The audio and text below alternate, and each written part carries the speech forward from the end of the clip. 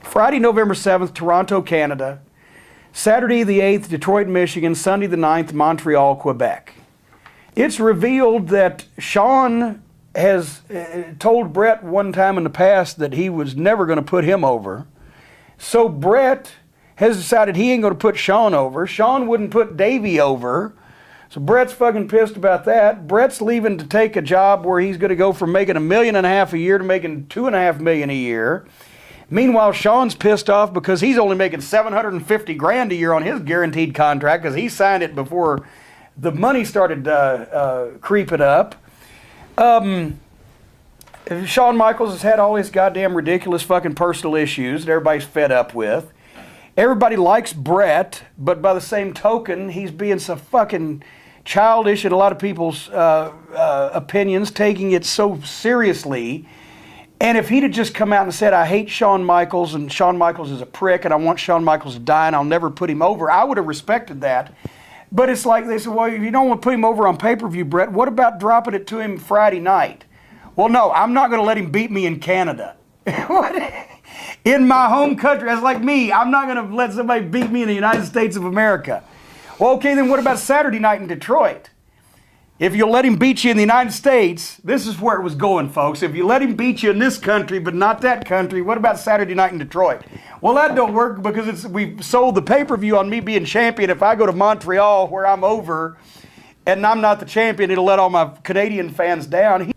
And at the same time, of course, Michaels is a fucking prick and deserves every bit of the fucking disrespect he's getting from the guy he's working with. And then my question to Vince is, why didn't you think to take the fucking belt off of him before you freed him up to negotiate with fucking Bischoff to get $1 million extra a year and go to work down there? And his contract is up basically the next day.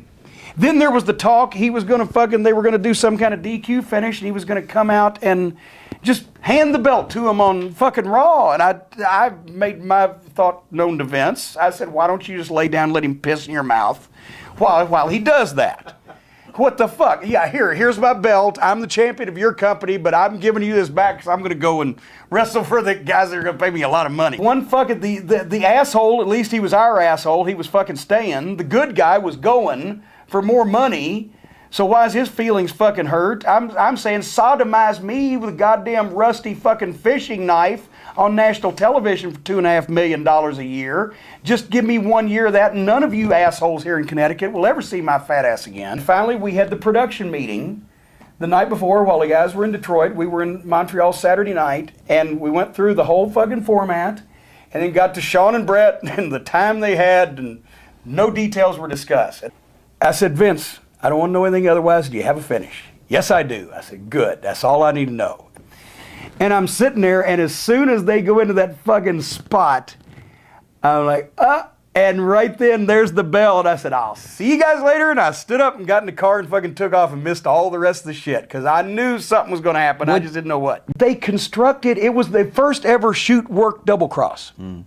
Because the idea of a double cross is you want to get the result you want without one of the participants' knowledge, but without anybody else knowing that there's anything off fucking kilter. They didn't do that.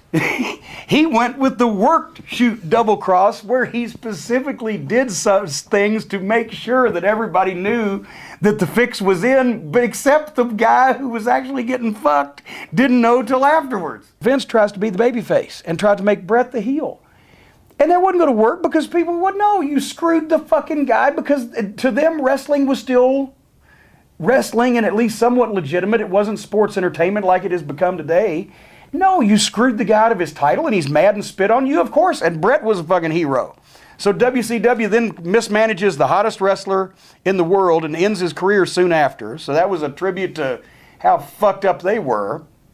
Meanwhile, Vince is smart enough, after 2 or 3 weeks of trying to be the baby face and people going, no, fuck you, you fucking asshole. You're the boss and you stole this guy's belt and screwed him around. All of a sudden he said, well, maybe I ought to go with this. And there's Mr. McMahon is born. And you've got The Rock, you've got Austin, and you've got all of a sudden something that people actually can believe about wrestling again. And you've got the greatest heel in the world on television. That's all they needed. And for Russo to say the Attitude Era and Degeneration X and the fact that I had Diva Pillow fights and all this other stuff, no. It was the two greatest talents of that generation in the ring, maturing and getting in the right place right at the right time, that the fucking biggest asshole heel fucker that could possibly exist in wrestling fucked a hero wrestler for real, that everybody knew it. Boom. That's what takes things off, and everything else just tails along for the ride. It wasn't even that Vince didn't trust Bret Hart now. Here's something else that nobody brings up. The deal was that he asked Bret, and Bret got Eric Bischoff to agree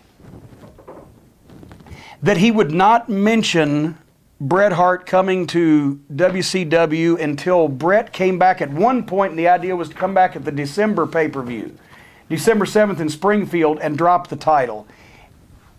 Basically, Bret gave his word that he wouldn't show up on WCW television with the WWF title belt, which Vince actually believed him, and I did too, because he's a man of his word, even if he did take himself a little bit too seriously.